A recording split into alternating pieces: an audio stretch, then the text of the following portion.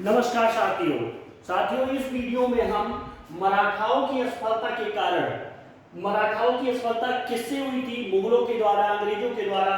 तो आइए समझते हैं। मराठा शक्ति महाराष्ट्र में व्याप्त थी। मराठा प्रमुख शिवाजी राव थे। तो हम समझेंगे कि मराठाओं की पराजय कैसे हुई, असफलता के कारण क्या थे। पहला कारण है स्थिर आर्थिक नीति का अभाव।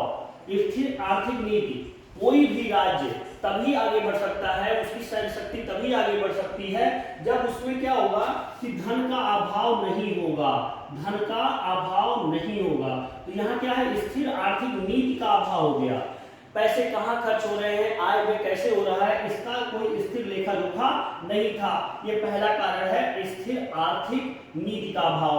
दूसरा कारण है चौथ और स्वदेश मुखी नीति। चौथ, हम जानते हैं कि जो है चौथ कर लिया जाता था शिवाजी के राज में। चौथ कर, जिसको छठ पूजा कहते हैं, चौथ कर भी लिया जाता था। स्वदेश की मुखी नीति, इसकी नीतियां जो बनी चौथ कर की या स्वदेश मुखी की, इसमें भी जो है कोई ठोस निर्णय नहीं लिया गया।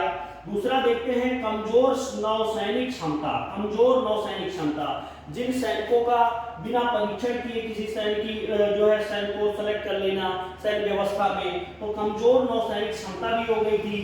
दूसरा देखते हैं, तीसरा कारण माना है ब्रिटिशों की उत्तम कूटनीति।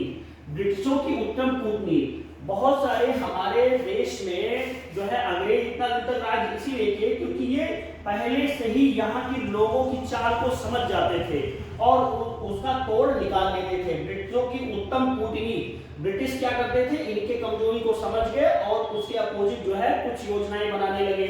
दूसरा है मराठाओं की युद्ध नीति। मराठाओं की युद्ध नीतियां जो है उसमें भी कमी होने लगी। योग्य नेतृत्व का अभाव, योग्य नेता कोई नहीं था। जैसे कोई एक सेनापति है वो योग्य नहीं है, योग्य नेताओं का नेतृत्व का अभाव था।